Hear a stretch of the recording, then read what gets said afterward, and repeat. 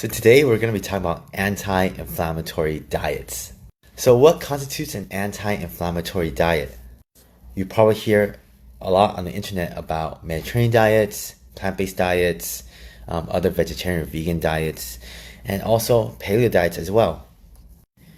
What do all these different diets have in common? Well, for one, they focus a lot on vegetables and also fruits. But more importantly, they cover a lot of processed food. So any refined sugars, white bread, pastries, cookies, cakes, potato chips, a lot of refined oils. These are cut out of these anti-inflammatory diets. The reason why fruits and vegetables are so important is because they're high in fiber and phytonutrients, and studies have also shown that they help the gut microbiome in a very beneficial way, and they can also lower inflammation as well. I personally like plant-based diets. I really like Mediterranean diets or anything in between because they are such high in fiber.